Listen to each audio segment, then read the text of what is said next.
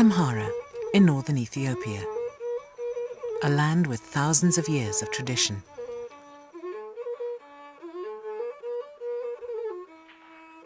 One tradition marries girls and boys when they're still children. They may be as young as 7, 6, or even 5. Half the girls in this part of Ethiopia will be married before they're 15.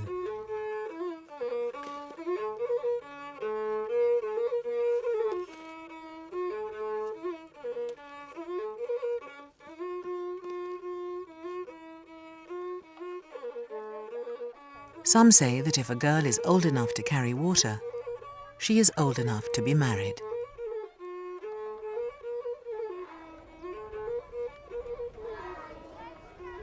Early marriage has many consequences for a girl. Education is often the first casualty. When do you play football? Now, take out your notes. Take out all of it. Some of the girls in this class are already married. Last question, when do you do your homework? How long they will stay in school remains to be seen. The loss of education harms not just the girls, but in the long run, entire communities. In this village, preparations are underway for a celebration. Wubinet is playing with her friends. This will be the last day of her childhood. Tomorrow, she will be married. She is 10 years old.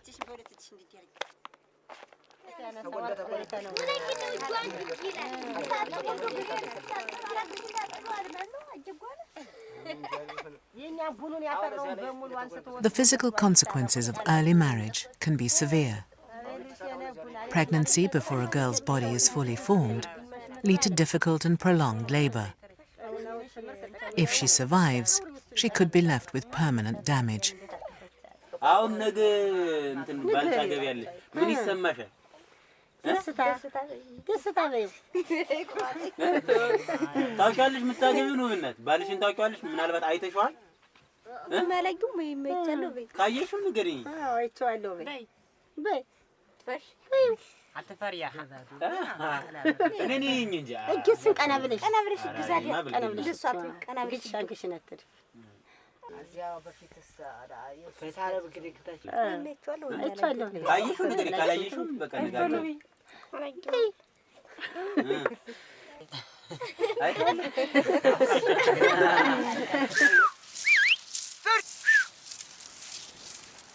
Her husband-to-be, a baby, is 15 years old.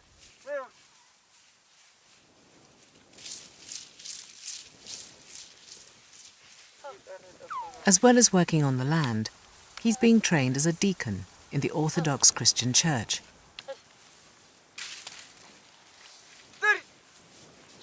A baby first saw his bride when he was out collecting for the church and chose his future wife himself. He then asked his father to arrange the marriage.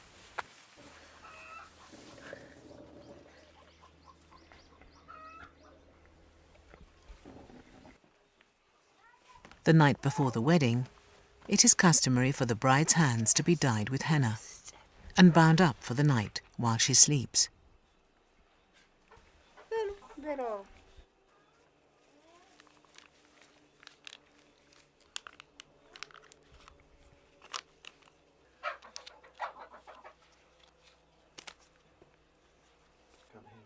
Her wedding gifts from her family are laid out in front of her.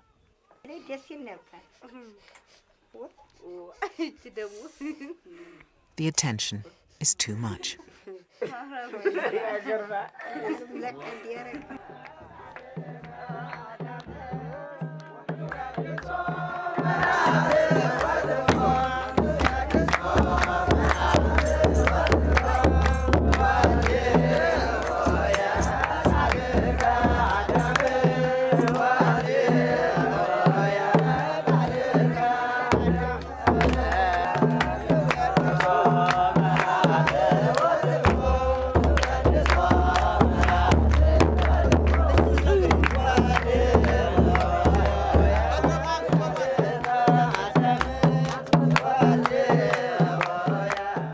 priest explains the reasons for marrying so young.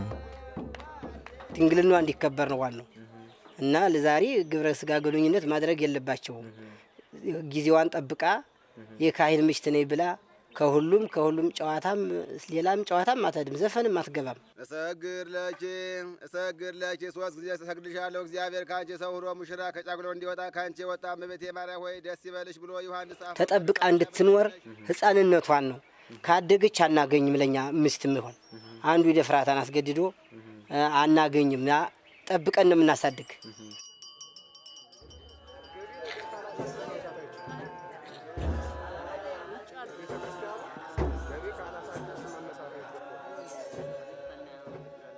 After the ceremony, the bride is taken back to her home by her father, and the groom and the guests go to his parents' house to begin 5 days of festivities.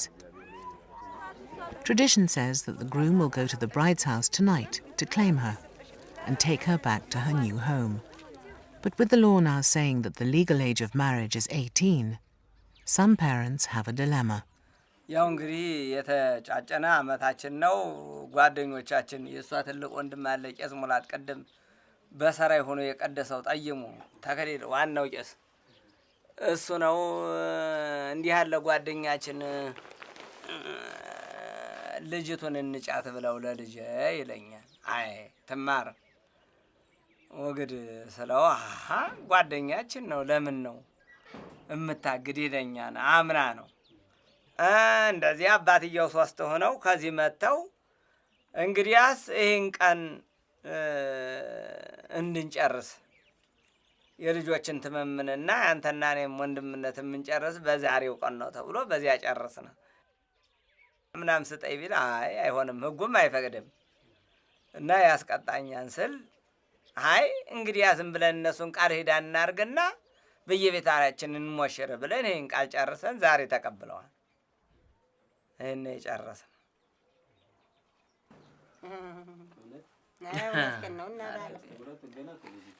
ምን ነበር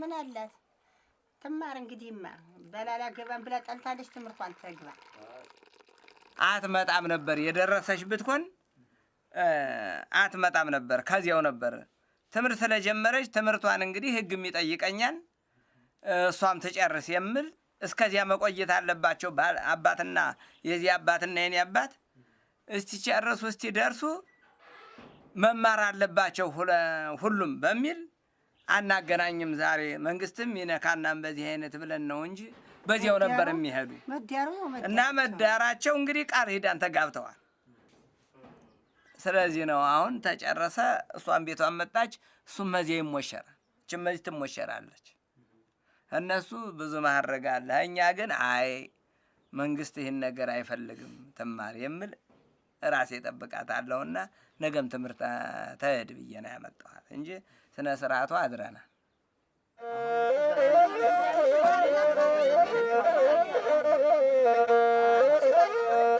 Meanwhile, at a baby's house, the guests are arriving.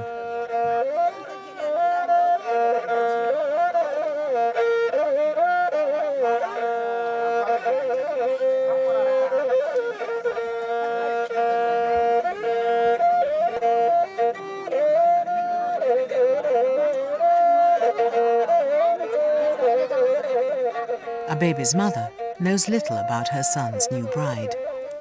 መቼ ነው እንትን የተማመናችሁ ከእንተና ጋር ከውብናት አባትና እናት ውብናት ነው ትባይኛ እንኳን አውቃትም ስሟን ተመመኑ ነው ለልቡ ማረጋጊያ ሌላ ባል እንዳይገባ ነው የልጅ ሚስቶትን መጀመሪያ ሳይመርጥለት ነገር እሱ ተወደደ የኛ አይመረጥ ዝም ብሎ ነው እንደውም የቄስ መሽታ አይመረጥ እዚህ ቤቷን ሰርታ ከምትኖርና ተማሪ ከምትሆን የትኛው ትመርጣለህ እንትን አነሳች ቤት በተዝል ይወዳለሁ እንጂ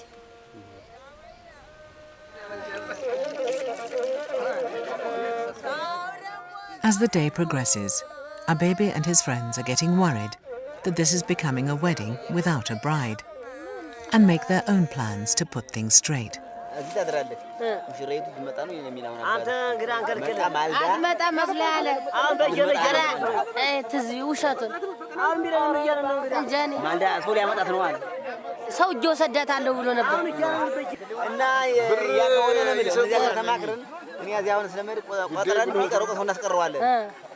ዞሪያ ማልዳ ባንድ ላይ እነዚያ ማግባት ደሞ ሲመጡ በሁለቱ ከበሮ ማግባት እነዚያ አሁን አምስት ሰዎች አንገባ ደረባችሁ ከዚህ ይሄ ሸጋል አሁን አምስት ሰዎች ለድሩ ነው ከዚህ አምስት ሆነ ሶስት ማልዳ ያምጣት ራስዋች ያመጣት ነው አብራል ተሞሽ ያመጣት በቃ እኮ አልገባው ቅድም ሳሳፈቀ ነው በቃ እኔ ቢያመጣ ብቻ ይወጥ ማለት ነው ሆነ መቀበላኝ በቃ እንግዲህ አንተ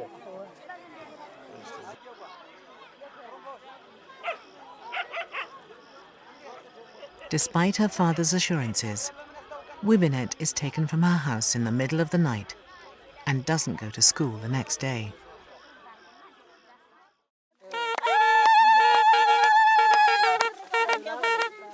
Instead, she's at the wedding feast with her new husband.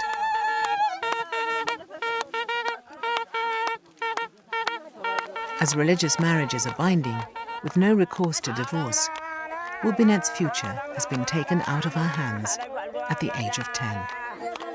The church insists that because this is a religious union, there is no possibility of them sleeping together until she is at least 15.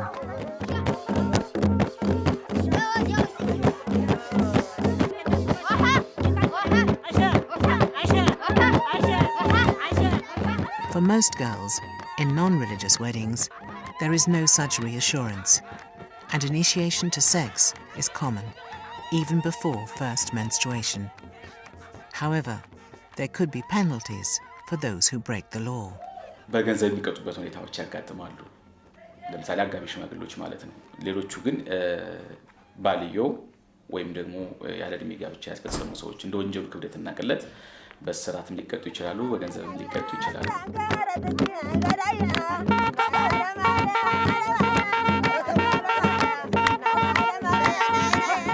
ከዛ አልፎ ደግሞ የሚፈጸም ከሆነ ያው ምንም የተለየ እንትን የለው በድብቅ የሚፈጸሙ ድርጊቶች ነው ይችላል። አሁን ብዙ ጊዜ ያታሉናል እኛን ያታሉናል። ወን ማህበር ነው ድግስ ተደግሶ ልጅቷ ለድሯት እየተዘጋጁ ማህበር ስላለ ነው ይላሉ። በቂ የሆነ ኤቪደንስ ማንዳንዴ ላይ ያጋጥም ይችላል። ኢቭን ህፃናቶች ያለ እድሜ ጋብቻቸው የሚዳሩ ህፃናቶች አባቶቻቸውን ላለማስጠየቅ ሲባል አይ እኔ ፈቅጄ ነው ብትፈቅድም እንኳን ወንጀል ነው። በርግጥ ልጅቷ ያለ እድሜዋ ለደርላ ብትፈቅድም ወንጀል ነው። Yes, I'm for the enforcement of the law, but it has a lot of problems. Enforcing the law may be a quick fix, but to bring about a long-term result, it is education of people that should be the strategy. Not all early marriages are forced. Samin is around 13 years old. She was married a year ago. She's 8 months pregnant. She lives with her husband, her mother, and her sister. With life expectancy in rural areas at around 40 years old, there is often pressure from parents to have grandchildren within their lifetime. እንደዚህ በደም ሳትፋፋ ስትወልድ ችግር ይደርሳል ብሎ የነገረሽ ሰው የለም? አለ። የነገረሽ ሰው አለ? ምን አለሽ? ትንሽ ከፍ ሳትል ዛሬ ያለ እድሜዋ መውለድ የለባትም። ያለ እድሜዋ መውለድ የለባትም። ማን ነገረሽ? ሲሉን የሰማኋቸው እንጂ አላውቅም። ሳሲው ማግባት ትፈልጊ ነበር? አይ እርግጠኛ ሆኜ ለምሳሌ በዚህ እድሜሽ ትምህርትሽን አቋርጠሽ ስማር ነው ነበር እኮ ራሴን ይደውልልኝ አይደለም ነፍስ ጥሩ ስትሆኚ እንደማት ከቤት አውቂያለሽ?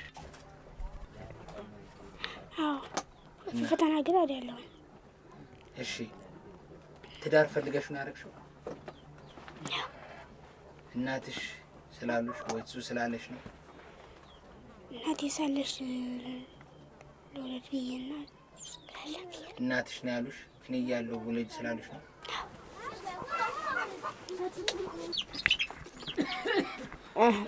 መቼስ እንግዲህ ይሄ ውሃ ነገር ነው የምንለው እኛ መቼም ባላገሮች ይሄ ውሃ ሰው መቼም ሲጠይቀን ለባል እንቸኮላለን እንጃ ነገራችን አናውቅም።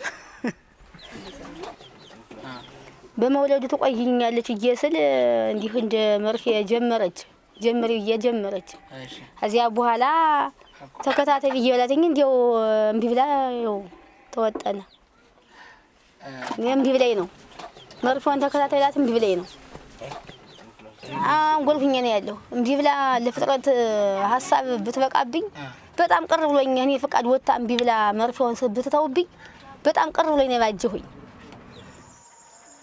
Achiwach was married at 15 and soon afterwards had a difficult pregnancy which led to a stillborn child. ባማጥኩ በ12 ቀኔ ሐኪም መጣው ጃነሞራ ሐኪም መጣው መጣ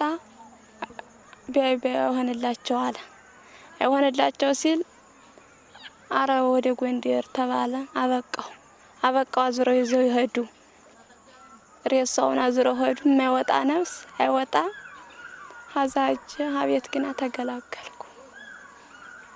ተገላገልኩ ኋላ ይሄ ነገር መጣ በኋላ ተገላገልኩ ተበላሽ ወገኑም ትራንኪስ ያበቃ አሞተ ቁጥር ነው ይወስተ ዛሬ ኖርኩ። Achiwach has a fistula, a hole between the vagina and the bladder, which left her incontinent and ostracized. ባለማ ወዲያው ነው ፈታይ ወዲያው አመሳው ነው ጥሎ ይሄድ ይሄ ችግር እንዲከሆነ በኋላ እንዲው የጤና ሶቶ ይቆምወድ The government has actually designed a strategy. We are educating our people through our health extension programs. In the past 3 to 4 years, we have already trained and deployed more than 24,000 health extension workers. Okay, salam.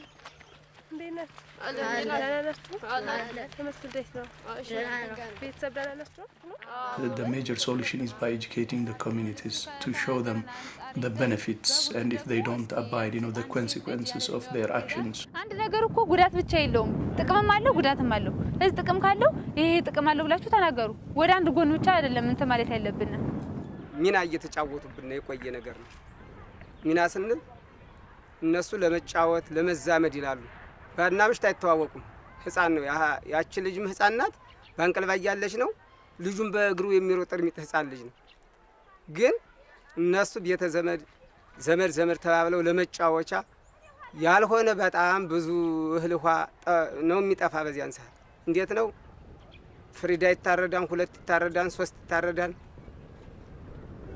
በጣም ዝክንትል ነገር ነው ይሆንና ልጅና ልጆች ግን አይተዋወቁም ባና ምሽት የሚባሉ ኋላ ለቁም ነገር ይደርሳሉ ሲደርሱ ባለ አንቺም ባልሽ አግብተሻል ህጅመልልሽ ወትባላለች ያ ባልም እጡኝ ብሎ ይሄዳል ሲዳሽ ልጅ ህፃናት ዟት ይሄዳል በቃ አስገድዶ በጣም ውያሰኘ ከሌላ ችግር ያደርሳታል እና ይሄ ጋብቻ ኋላ ቀር አርገን ይሄን ለመጥዩ ሰዓት አሁን እነዚህ ሰዎች በጣም አጉልባህል ኢትዮጵያ አጉልባህል ነው ያላት የሚባለው በዚህ ነው It's thousands of years and it's embedded in the society and that's why it's very hard also to really address it immediately.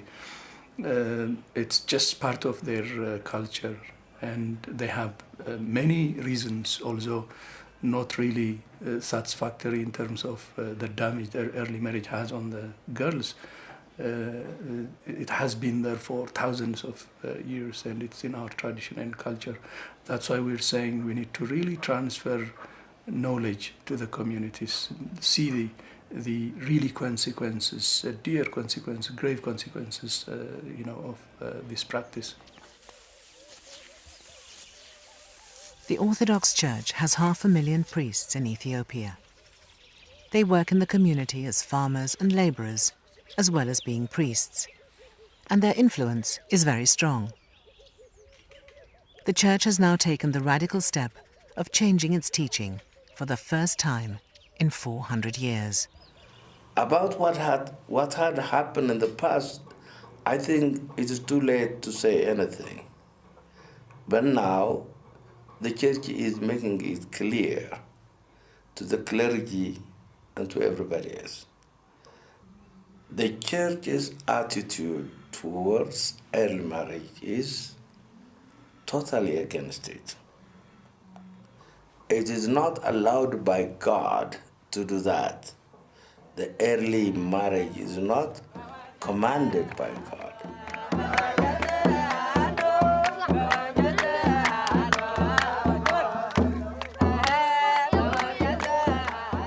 This party will go on. But for the future, the combined efforts of the government, the church, and other non-governmental organizations will hopefully put an end to the traditional practice of early marriage and help other young girls like Wubenet.